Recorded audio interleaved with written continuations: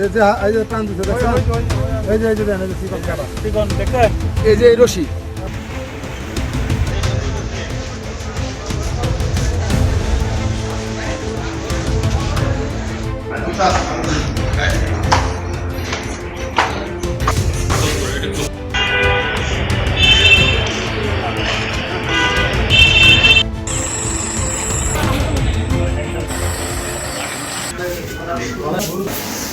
আপনারা সকলেই জানেন যে আমরা এই গত 18 তারিখ গত পরশুদিন চরপক প্রাইমারি ইউনিয়ন শেরপুর সদর থানাধীন ভাগলগড় যে এলাকাটা আমাদের জামালপুর পাতালিয়ার সংলগ্ন যে এলাকা, এই এলাকায় একটা অজ্ঞাতনামা পরিচয়ের এক ব্যক্তির মৃতদেহ পাওয়া যায়, বিগলিত মৃতদেহ। তার মাথা ধর্ষণ, দেহ থেকে বিচ্ছিন্ন অবস্থায় ছিল।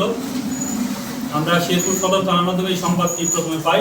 সংবাদ পাওয়ার সাথে সাথে আমাদের যে ক্রাইম সিন টিম সেই ঘটনাস্থলে পৌঁছে এবং আমরা রেগুলার আমাদের যে নিয়মিত কাজের অংশ হিসেবে এই রহস্য উদ্ধারের জন্য ছায়া তদন্ত কার্যক্রম শুরু করি।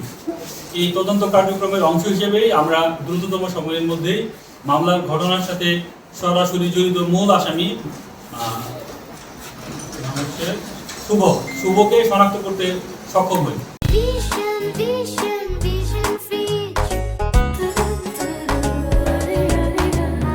তথ্য প্রযুক্তির সহায়তায় আমরা শুভকে শনাক্ত করার পর তার অবস্থান নিশ্চিত হয়ে তাকে শেরপুর এলাকা থেকে গ্রেপ্তার করি এবং তাকে নিয়ে আসার পর তাকে জিজ্ঞাসাবাদ করলে সে প্রাথমিকভাবে এই ঘটনার সাথে জড়িত আছে এবং সেই হত্যাকাণ্ডটি সংঘটিত করেছে মর্মে আমাদেরকে জানায়। এরপর তার সাথে ব্যাপক জিজ্ঞাসাবাদে সে জানায় যে তার সাথে আরেকজন সহযোগী আসামি ছিল সম্রাট, তাকেও আমরা ওই দিনই গ্রেপ্তার করতে সক্ষম হই।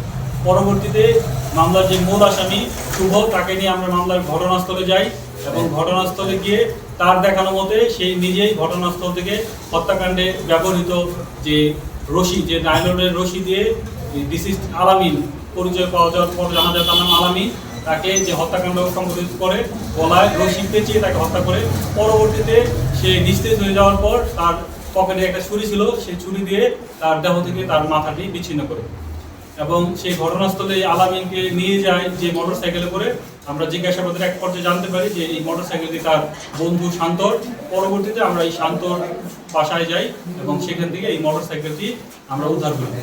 এই ব্যাপক জিজ্ঞাসাবাদের পর এই দুই আসামি আমাদেরকে প্রাথমিকভাবে এই ঘটনায় জড়িত থাকার বিষয়ে সত্যতা নিশ্চিত করে তাদেরকে বিজ্ঞ আদালতে প্রেরণ করি। আমরা বিজ্ঞ আদালতে প্রেরণ করতে মূল আসামি সে এই ঘটনায় জড়িত মর্মে দোষ স্বীকারোক্তিমূলক যে জবানবন্দি সেটা প্রদান করে এবং অপর আসামিকে আমরা একদিনের রিমান্ড প্রার্থনা করলে একদিনের রিমান্ড মঞ্জুর হয়, তাকে নিয়ে এসে আরও জিজ্ঞাসাবাদ করা হবে। আর এই ঘটনার যে সাক্ষী, মূল সাক্ষী যে শান্ত, সে ঘটনাটা তার বন্ধুর কাছ থেকে জেনেছিল। সে এই ঘটনার সাক্ষী হিসেবে বিজ্ঞ আদালতে বিজ্ঞ আদালতে তার জবানবন্দি প্রদান করেছে।